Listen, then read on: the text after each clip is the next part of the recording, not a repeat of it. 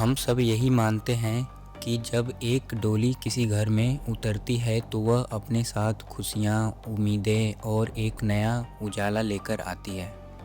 लेकिन क्या हो जब वही डोली किसी अर्थी का सबब बन जाए? क्या हो जब जीवन साथी जिसके कंधों पर सिर रखकर सुकून मिलना चाहिए था वही कंधे यमराज का रूप ले ले? राजस्थान के रेतीली धोरों के बीच बसे शहर श्री गंगानगर से एक ऐसी ही दास्तान निकल कर सामने आई। एक ऐसी कहानी जिसने ना सिर्फ परिवार को बर्बाद किया बल्कि समाज के उस भरोसे को भी चकनाचूर कर दिया जो हम विवाह नाम की संस्था पर करते हैं। यह कहानी है सिर्फ एक जुर्म की नहीं, यह कहानी है इंसानी फितरत के उस काले सच की जहां अपनी हवस और अपनी जिद के आगे किसी की जान की कोई कीमत नहीं रह जाती। एक नई शादी, ढेरों अरमान और आंखों में सजे सुनहरे सपने, सब कुछ कैसे एक ही पल में राख हो गया, यही जानने के लिए बेहद ज़रूरी है। घटना की पृष्ठभूमि समझने के लिए हमें चलना होगा राजस्थान के सीमावर्ती जिले श्री गंगानगर की ओर। यहाँ की सर्द रातें अक्सर सन्नाटों में डूबी रहती है। 30 जनवरी की तारीख थी। साल की शुरुआत हुए अभी एक महीना भी ठीक से नहीं बीता था। ठंड का मौसम था और रात के करीब 9 बज रहे थे। रावला थाना इलाका आमतौर पर शांत रहता है। वहाँ अनूपग मार्ग पर एक अजीब सा वीरानीपन छाया हुआ था। सड़कों पर गायों की आवाजाही कम हो चुकी थी। अंधेरा गहरा रहा था और धुंध की हल्की चादर ने रास्तों को ढकना शुरू कर दिया। इस सन्नाटे के बीच सड़क के किनारे एक ऐसा मंजर दिखाई देता है जो किसी भी राहगीर का दिल दहला देने के लिए काफ़ी था। सड़क की एक तरफ धूल और मिट्टी में सने 2 लोग बेसुध पड़े थे। पास जाकर देखने पर पता चला कि वह एक युवक और एक युवती थे। युवक का नाम आशीष था, उम्र महज 23 साल। एक ऐसा नौजवान जिसके सामने अभी पूरी जिंदगी पड़ी थी और उसके पास पड़ी थी उसकी पत्नी अंजू। देखने को पहली नज़र में लगा कि भीषण सड़क का हादसा हुआ है। शायद कोई तेज तराज वाहन काल बनकर आया और इस हंसते खेलते जोड़े को रौंद कर चला गया। लेकिन जब तक मदद पहुंचती बहुत देर हो चुकी थी। आशीष की सांसें थम चुकी थी, उसका शरीर बिल्कुल ठंडा पड़ चुका था। लेकिन अंजू जिंदा थी। जैसे ही अंजू को होश आया, या यूं कहें कि उसने होश में आने का नाटक किया, वहाँ एक कोहराम मच गया। उसकी चीखें रात के सन्नाटों को चीरने लगी। वो दहाड़े मार मार कर रो रही थी। उसके आंसू, उसकी कंपकपाहट और उसका विलाप देखकर पत्थर दिल इंसान भी पिघल जाए। पुलिस मौके पर पहुंचती नीली लाल बत्तियों की चमक ने उस अंधेरे रोड को रोशन कर दिया। पुलिस ने जब अंजू से पूछताछ की तो उसने एक ऐसी कहानी सुनाई जो बिल्कुल सीधी और स्पष्ट लग रही थी। उसने सिसकते हुए कांपती आवाज़ में पुलिस को बताया कि वो और उसके पति आशीष खाना खाने के बाद डेली टहलने निकलते थे। सब कुछ सामान्य था। वे दोनों बातें करते हुए जा रहे थे। तभी अचानक पीछे से एक अज्ञात वाहन, शायद कोई बड़ी गाड़ी, बहुत तेज रफ्तार में आई। अंजू ने बताया कि उस गाड़ी ने उन्हें ज़बरदस्त टक्कर मारी। टक्कर इतनी तेज थी कि दोनों दूर जा गिरे और उसके बाद जो उसने बताया वह और भी खौफनाक था।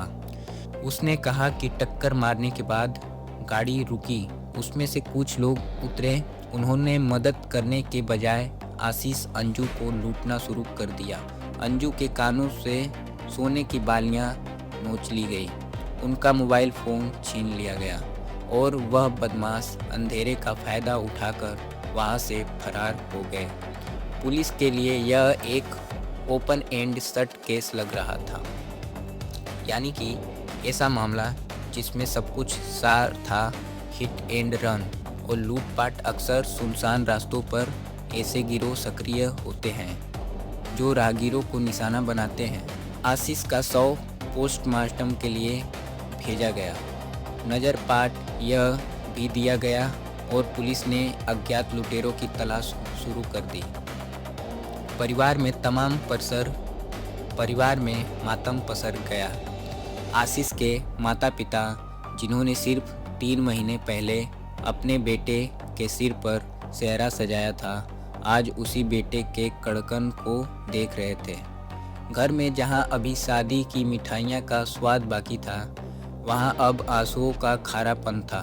हर कोई यही कह रहा था, बेचारे आशीष की किस्मत खराब थी। हादसा सब कुछ एक बहुत बड़ी और गहरी साजिश का हिस्सा है। एक ऐसी साजिश जो घर के अंदर ही रची गई थी। लेकिन कहते हैं ना, अपराधी चाहे कितना भी शातिर क्यों ना हो, वो कहीं ना कहीं कोई ना कोई निशान छोड़ ही जाता है। और यह तो अपराधी ने एक नहीं बल्कि कई निशान छोड़े थे। इस मामले की जांच का जिम्मा गंगानगर के एसपी अमृत दुहान और उनकी टीम के पास आया। एसपी दुहान एक तजुर्बेकार अफसर हैं और उनकी नज़रें उन चीज़ों को भी देख लेती है जो आम इंसान की नज़र से छिप जाती है। जब पुलिस ने ठंडे दिमाग से इस पूरी घटना का विश्लेषण करना शुरू किया तो कहानी में कुछ दरारें दिखाई देने लगी। सबसे पहला सवाल जो जांच अधिकारी के दिमाग में कौधा वह यह था कि कैसा एक्सीडेंट था। वह आप भी सोचिए, एक गाड़ी 2 लोगों को टक्कर मारती है। पति और पत्नी साथ साथ चल रहे हैं। टक्कर इतनी भीषण होती है कि पति यानी आशीष की पसलियां टूट जाती है। उसे अंदरूनी चोटें भी आती है और उसकी मौके पे ही मौत हो जाती है। लेकिन उसी के बिल्कुल बगल में चल रही पत्नी अंजू को एक खरोच तक नहीं आता। यह विज्ञान के नियमों के खिलाफ था। अगर गाड़ी ने दोनों को हिट किया तो चोटें दोनों को आनी चाहिए। अगर गाड़ी ने सिर्फ आशीष को हिट किया तो लुटेरों ने अंजू को क्यों नहीं मारा। लुटेरे जो एक आदमी की जान ले सकते हैं, वह एक चश्मदीद गवाह को जिंदा क्यों छोड़ेंगे। यह वह पहला सुराग था जिसने पुलिस की थ्योरी को बदल दिया। मामला अब सड़क हादसे से हटकर संदिग्ध मौत की तरफ मुड़ गया। पुलिस ने अपनी जांच की दिशा बदली। उन्होंने अंजू से दोबारा पूछताछ करने का फैसला किया, लेकिन इस बार हमदर्दी के साथ नहीं बल्कि सवालों की तीखी धार के साथ। उधर पोस्टमार्टम रूम में जो खबर आई उसने पुलिस के शक को यकीन में बदल दिया। डॉक्टरों की टीम ने जब आशीष के शव का बारीकी से मुआयना किया तो उन्होंने पाया कि आशीष मौत का कारण एक्सीडेंट नहीं था, बल्कि उसके शरीर पर जो चोटों के निशान थे वो किसी गाड़ी की टक्कर से नहीं, बल्कि वो निशान लाठी डंडों किसी भारी चीज से उसे पीटा गया था। और सबसे चौंकाने वाली बात यह थी कि उसकी मौत पिटाई से नहीं बल्कि गला घुटने से हुई थी। डॉक्टरों ने साफ कर दिया, आशीष का गला किसी रस्सी या कपड़े से नहीं बल्कि हाथों या कोहनी के दबाव से घोटा गया है। यह एक मर्डर था, एक सोची समझी हत्या। अब पुलिस के सामने तस्वीर साफ हो चुकी थी। वो रोती बिलखती विधवा जो अपने पति की मौत का मातम मना रही थी, दरअसल वह एक बेहतरीन अभिनेत्री साबित हो रही थी। वो एक्सीडेंट, वो अज्ञात गाड़ी, वो लुटेरे, वो सब कुछ झूठ था। एक मनगढ़ंत कहानी था, एक स्क्रिप्ट था। अंजू ने पुलिस को गुमराह करने के लिए रची थी। लेकिन सवाल यह था कि आखिर क्यों एक पत्नी जिसकी शादी को अभी 90 दिन भी नहीं हुए, वह अपने पति की जान क्यों लेगी। क्या कोई झगड़ा था, दहेज का मामला था, या फिर कहानी में कोई तीसरा किरदार भी मौजूद था। इस क्यों का जवाब ढूंढने के लिए पुलिस ने आधुनिक तकनीक का सहारा लिया। आज के दौर में आपका मोबाइल फ़ोन आपका सबसे बड़ा राजदार होता है। पुलिस ने अंजू के मोबाइल की कॉल डिटेल्स खंगालनी शुरू की और जैसे ही कॉल डिटेल्स खंगाली गई, सामने आए एक नाम बार बार चमकने लग गया। यह नाम था संजू। आशीष नहीं बल्कि संजू।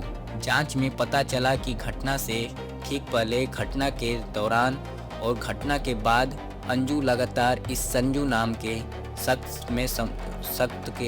इस संजू नाम के शख्स के संपर्क में थी।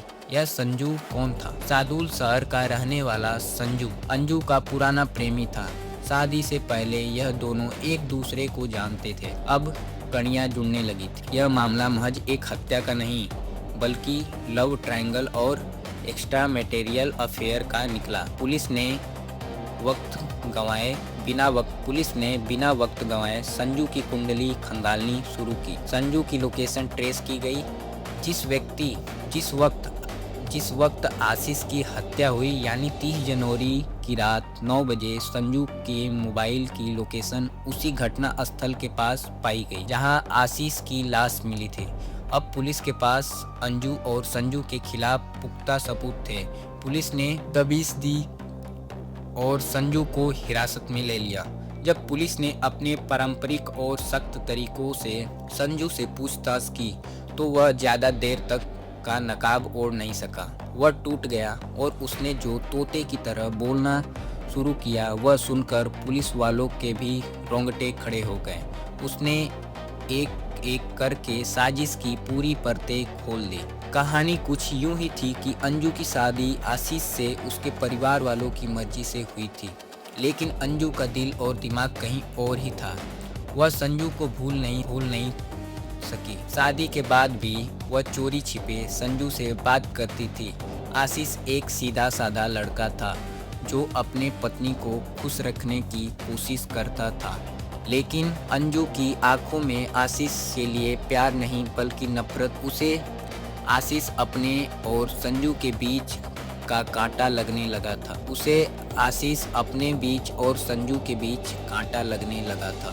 उसे लगता था कि जब तक आशीष जिंदा है वो संजू के साथ अपनी दुनिया नहीं बसा सकती, और यही से जन्म हुआ इस खौफनाक मंसूबे का। हत्या की यह साजिश रातों रात नहीं बल्कि इसके पीछे कई दिनों की प्लानिंग थी। कुछ दिन पहले अंजू अपने मायके गई थी। यह वही समय था जब उसने इस खूनी खेल की रूपरेखा तैयार की। मायके में उसे आज़ादी थी। वहाँ उसने संजू से मुलाकात की, लेकिन संजू अकेले यह काम नहीं कर सकता था। उसे डर था कि कहीं आशीष भारी न पड़ जाए, इसलिए संजू ने अपने दो दोस्त को इस पाप में शामिल किया। उस दोनों दोस्त का नाम पड़ता है, एक का रॉकी और दूसरे का बादल। इन तीनों ने मिलकर तय किया कि आशीष को कैसे निपटाया जाए, कहाँ मारना है, कैसे पीटना है, क्या करना है। अंजू ने उन्हें बताया कि आशीष को रात में खाने के बाद टहलने की आदत है। यह आदत ही आशीष की मौत का कारण बनने वाली थी। 30 जनवरी की रात तय की गई। यह दिन इसलिए चुना गया क्योंकि सर्दी और धुंध के कारण सड़कों पर लोग कम होते हैं। योजना के मुताबिक अंजू ने आशीष को कहा, चलो आज थोड़ी दूर तक टहल कर आते हैं। बेचारा आशीष अपनी पत्नी की इस चाहत को प्यार समझ बैठा। उसे क्या पता था कि वह जिसके साथ कदम से कदम मिलाकर चल रहा हो वह उसे मौत की मुंह में ले जा रही है। अंजू जानबूझकर उस सुनसान रास्ते की तरफ ले गई जहाँ रोशनी कम थी और झाड़ियाँ घनी थी। वहाँ अंधेरे की आड़ में संजू, राकी और बादल पहले से ही छिपे बैठे थे। जैसे ही आशीष उस निशानी पर पहुंचा, अंजू शायद थोड़ा पीछे हट गई और तभी उन तीनों ने आशीष पर हमला बोल दिया। कल्पना कीजिए उस मंजर की सन्नाटे में अचानक हुए हमले ने आशीष को संभलने का मौका भी नहीं दिया होगा। उसने विरोध करने की कोशिश की होगी, अपनी जान बचाने के लिए हाथ पांव मारे होंगे, अपनी पत्नी को आवाज़ दी होगी, अंजू भागो या अंजू मुझे बचाओ। लेकिन उसे क्या पता था, अंजू तो बस तमाशा देख रही थी। लेकिन उसको क्या पता, अंजू तो बस तमाशा देख रही थी। हमलावरों ने पहले उसे लाठियों से पीटा ताकि वह अधमरा हो जाए और भाग न सके। जब वह जमीन पर गिर पड़ा, दर्द से तड़प रहा था, तब संजू ने आगे बढ़कर उसका गला घोंट दिया। आशीष की आंखों में उस वक्त क्या भाव रहे होंगे, दर्द, खौफ या फिर अपनों से मिले धोखे का गहरा सदमा। धीरे धीरे उसकी सांसें उखड़ने लगी, शरीर ने हरकत करना बंद कर दिया और वह हमेशा के लिए शांत हो गया। लेकिन साजिश अभी खत्म नहीं हुई थी। अब बारी थी इस हत्या को हादसा और लूट का रूप देने की। अंजू ने खुद को अपने कानों की बालियां उतारी और संजू के हाथ में रख दी। अपना मोबाइल भी उन्हें दे दिया ताकि पुलिस को लगे कि लुटेरे सामान ले गए। इसके बाद संजू और उसके दोस्त वहां से फरार हो गए और अंजू वहीं लाश के पास बैठकर रोने का रिहर्सल करने लगी। उसने अपने आप को मिट्टी में सान लिया ताकि लगे कि वह भी गिरी थी। कितनी शातिर रही होगी वह मानसिकता जो अपने पति की गर्म लाश के पास बैठकर अपनी जान बचाने की कहानी बना रही थी। पुलिस ने संजू के बयान के आधार पर उस दोनों साथियों राखी और बादल को भी धर दबोचा। लूटा गया सामान यानी वह बालियां और मोबाइल भी बरामद कर लिया गया। अब चारों आरोपी पुलिस की गिरफ्तारी में हैं। अंजू, संजू, राखी और बादल सलाखों के पीछे, जहां अब उनके पास पछतावे के अलावा और कुछ नहीं बचा। लेकिन क्या उनका पछतावा आशीष को वापस ला सकता है?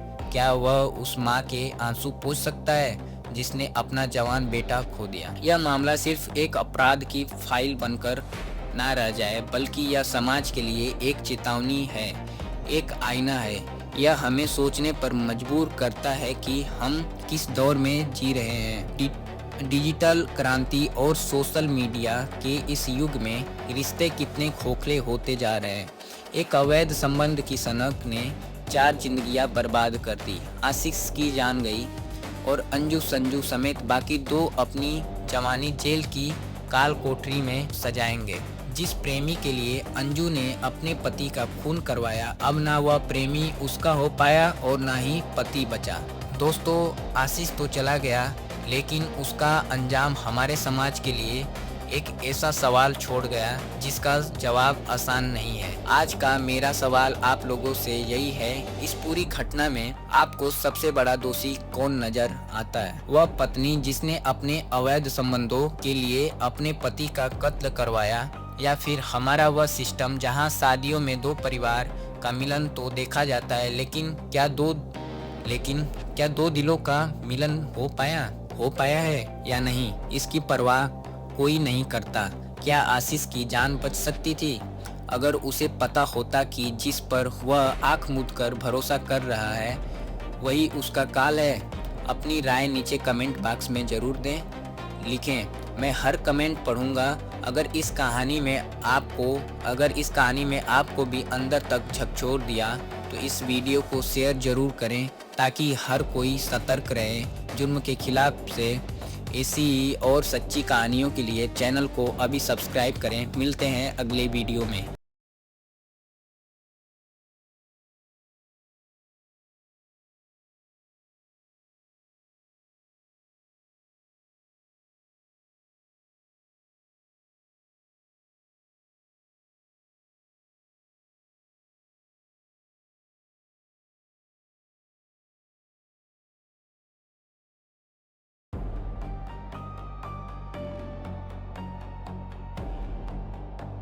लेकिन क्या 2 दिलों का मिलन हो पाया है या नहीं, इसकी परवाह कोई नहीं करता।